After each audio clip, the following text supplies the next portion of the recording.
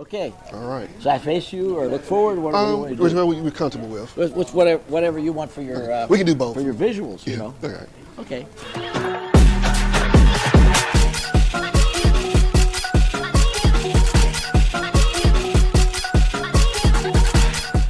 What's up, YouTube? I'm Pop Tech. I'm here with Mr. Roy Thomas. You may know many of the things he's done. He's part of Marvel and DC. He created characters like Wolverine, Morbius, Atom Smasher, Division, Ultron, multiple characters. Atom Smasher. I made up a character called Nuklon, and they renamed him Atom Smasher. I don't like. I hate the name Atom. It's a good name, but not for that character. DC had two characters already named Adam. They didn't need an Atom Smasher. Oh, Black Adam and what's that? No, I meant the Atom. Two characters named the Atom. Okay. Not even counting Captain Atom. Oh, wow. But anyway, but I did co-create. You know, I'm proud of doing it. I was just kind of kidding around there. Yeah. But and I hope you said co-created because very few characters I created by myself. One or two that I wrote and also drew the first picture of, but there are only a handful of those. Okay. Because I'm not an artist, really. I'm the same way. I can't draw either. But I did design the costumes of a handful of characters. Okay. You know, but so that came closer to creating the whole character. But even then, of course, an artist actually drew the stories. Yeah. So I count them as the co-creators. Well, the costume makes a character, though. Yeah, but if a person draws that first story and does more, you know, that's co-creating too. It's like Herb Trimpe never counted himself as the co-creator of Wolverine because John Romita designed the costume. But Herb, you know, just by drawing the character and taking him into a story, I felt he added so much. He should be counted as a co-creator. If he isn't the co-creator of the Hulk, then George Tuska, who drew the first Luke Cage stories, is not the co-creator because that costume was totally designed by Romita, just like Wolverine's was. So sometimes it's hard to tell from credits in a comic book, like in a movie or anywhere else, exactly who did what. Yeah. Sometimes it's one person that created a character, like the Submariner. Sometimes it's like at least four of us or so, not even counting George. In Luke Cage, sometimes it's two people, three people, four people. You know, it's impossible to tell. And of course, even they don't always agree. Of course. You know. All right. Well, I got a couple questions for you, if you don't mind. Sure. All right. So, first question: what got you into doing comics? Well, I was reading comics or buying them before. My mother would buy them for me since the age of 3 or 4. Started reading, you know, right away, and I just never stopped. You know, a lot of kids in those days, you read comics up to your 10, maybe 12. Then you got interested in girls or boys or whatever you got interested in, and you quit. Some people would come back a little later, not many. I never gave them up. You know, I brought in the new interest, the girls and everything else, and Elvis and this and that, movies, everything else, without ever leaving comics. Comics kind of left me because I like the superheroes so much, and they didn't have as many of those in the 50s. But I just never gave it up, and eventually I got involved in one of the first of the comics fanzines in the early 60s called Alter Ego. That was the idea of a college professor guy I'd met through the mail, and eventually I took that over, and then I started publishing it, and that came to the interest of some people in New York, and because I was writing them letters to the comics and about the comics themselves and sending them this magazine. Next thing you know, I got a job offer, so I took it. Okay. You know. All right, that leads us to the next question. How was it to take the role after Stan Lee for editor-in-chief of Marvel? How was it? What, to work for him? No, to take it over? To take over, yeah. Well, how was, let's start from the beginning. How was it to work with him, and then how was it to take over? Well, he was a great boss. I mean, you know, no boss is ever perfect. Sometimes I hated him, you know, and sometimes I'm sure he hated me. He either tried to fire me or I'd quit from time to time. But basically, you know, 90% of the time it was a really good relationship. I, you know, had a great deal of respect for what he was doing, you know, as an editor, and you know, and so forth, and just as I did for the artists that he worked with, because I felt he was the main person kind of holding it all together, even though people like Jack Kirby and others, you know, contributed so very much. So it was a mixture of several people. Becoming the editor-in-chief under Stan Lee when he became publisher wasn't much of a change because he's still there. It's just I'm making a few more decisions. But it was really a little, being an editor-in-chief for Stan for the first year or so, it was a little more like being a shop foreman in a way because he's still there and I'm just doing whatever he doesn't want to do. And it gradually got to be more and more. And as Stan moved out, if I had stayed there longer, you know, I would have eventually, you know, felt more like an editor-in-chief and really in charge of things. But by that time, I got kind of tired of the job, and I left it myself. And then a year and a half later, it was offered to me again, and I accepted. That I changed my mind. I said I had this job once. I didn't like it the first time, so I moved to California instead and just wrote my own stuff. Okay. But working with Stan was, 90+% of the time was a real pleasant experience, and working with Marvel was, usually a lot of fun. Yeah. Okay. Next question. Of all the characters that you have created and co-created, which one made you most proud to see in live action? Well, one of them would be Wolverine, because he became so big, and it's nice to see something like that. Although when he did it, people didn't know I had done it, because I wasn't really, going around saying that, and they weren't asking. So that was kind of nice. I like the characters. Some of the characters I like seeing the most would be characters like the Vision and Ultron in the second Avengers movie, and let's see. And although the movie itself wasn't really good and got lambasted, I was really pleased to see Morbius made as a movie, because I thought that was a really great character, and I thought Jane Leto did a great job of portraying him. I just felt they lost the idea of what Morbius should have been, and they should make a new movie and actually do Morbius. Just to do a whole reboot and then. Well, they have him drinking synthetic blood most of the time. Yeah. If you have a character who's supposed to be a tortured living vampire because he has to drink human blood, then you have him drink synthetic blood, you're letting him off the hook, and you're taking away the main. So the people who handled the story, the acting was fine, but the people who handled the story and the producing, the directing, and the writing, really let the character down. You talk about Wolverine, the new Deadpool movie. You're going to do the original costume for him. How you feel about that one? Well, I'm pleased, because they haven't really had him in costume much, when it is just like a jumpsuit kind of thing. Yeah. So it'd be nice to see something like the old original, because John Romita, is the one who designed that whole look for him. And everything. It got altered by other artists, Dave Cockrum, Gil Kane, and so forth. But of course, it's really nice to see the original costume or some version of it back again. Because one of the things I do dislike sometimes about the movies, they sometimes seem too eager to get away from the original costume. For some reason, they'll take the Vision and this character, that, and it'll be sort of like the character, but they've got to have their own stamp. I mean, Captain America, instead of these nice vertical stripes he had, they'd have stripes that looked like they were zigzagging on him. And I thought, why? I mean, it's like they're trying to reinvent the wheel. Like Jack Kirby wasn't good enough. They have to have somebody design Captain America. Come on, give me a break. I mean, like you said, people had the ideas for it. People try to do different costumes and stuff, but I guess they feel like if they make this costume like that, it's theirs now. Yeah. So. Sometimes it worked better than others. Like some of the Vision look, the change they made to the Vision, some of them were good, some of them weren't so good. But I can understand that they felt like that movies aren't comics, so therefore sometimes you feel let's use fewer costumes and let's make it a little more of this, a little more of that. Some of Jack Kirby's and others' costumes could be a little impractical. It wouldn't work quite as well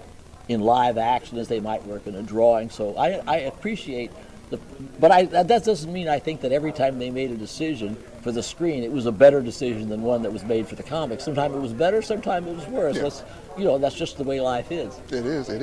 And no two people agree anyway. Of course not. Nobody agrees. Nobody agrees with anybody. Yep. You have any advice for people who want to get into the industry like you? Pardon me? Oh, advice? I don't know. Get lucky. I didn't even...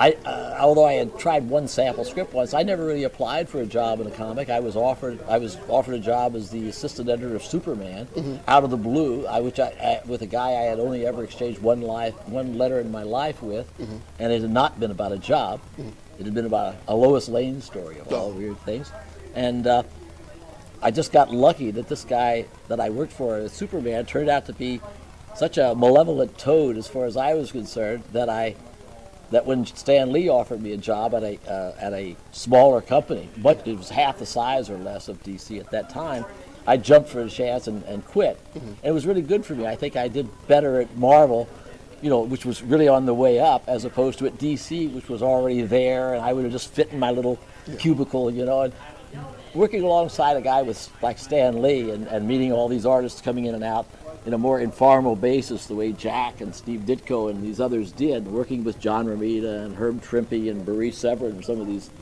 talents that were even working in the office all the time, was, I think, much better than the strictured life that I'd have had at DC in the early days. So I got really lucky that my boss was a tyrant. You know, I got, you know. Good. Quick question though. So you did characters, superheroes, and Yeah. some villains.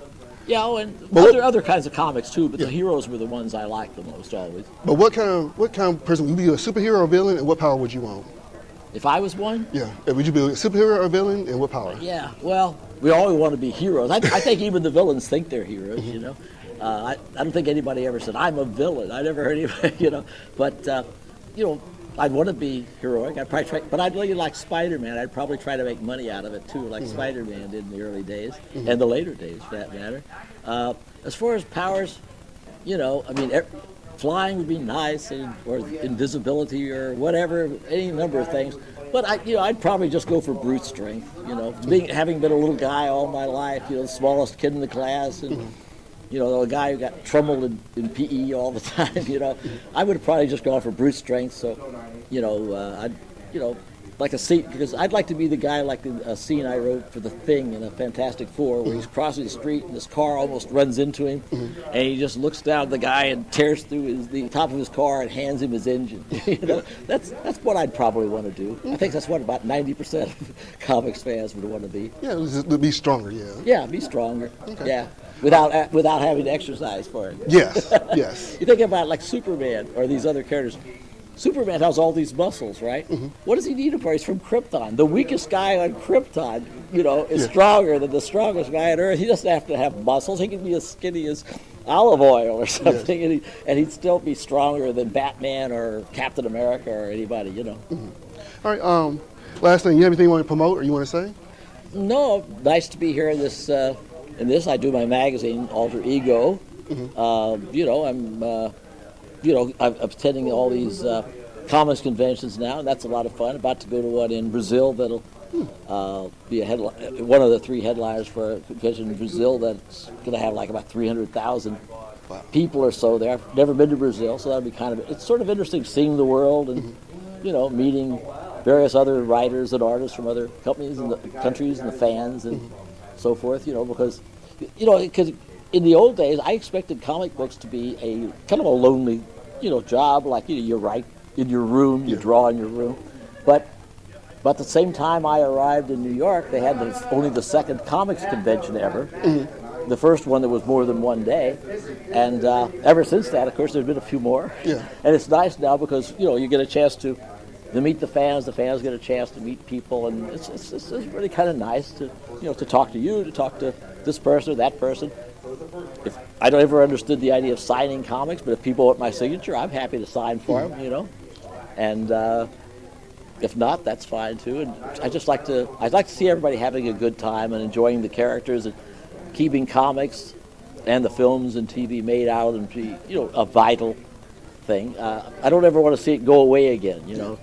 I don't think it's going to go away. It may go down because, you know, everything goes up and down, but it'll be around. I know the movies are around. trying to kind of saturate Yeah. everything, but I think at some point the movie can kind of level out. Yeah, And then, yeah.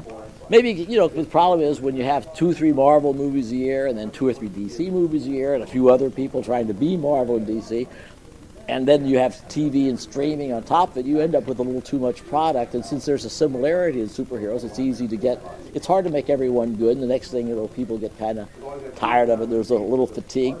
But people have been saying there was superhero fatigue now for 4 or 5 years, and there's still some of the bigger movies coming out. It's just that they're not automatically maybe the hits they were before. And I think Marvel lost its way a little after the last Avengers movie. In a way, they hadn't known quite what to do. Some of the movies have been good, some not so good. I mean, you know, my favorite's the last Spider-Man with the 3 Spider-Men in it. I think that's one of the best of the Marvel movies ever, whether it's MCU or just partly MCU. But I'm looking forward. Except I want to see the Avengers. The real Avengers get back together. I don't care who they have to play Iron Man. If he's from another dimension or another planet, or if it's War Machine or whatever it is, I want to see another Captain America, you know, and everything. The Falcon's a great Falcon. I want to see Captain America back too, though. You know, I want to see them together. And Black Widow 2 is fine. I want to see a Savage Hulk. No more of this stupid Smart Hulk. I hate the Smart Hulk. Yeah, nobody likes that. Let's get the real. Yeah, nobody likes the Smart Hulk. You've got plenty of smart people, but a dumb brute. That's what we want to see. Yes, yes.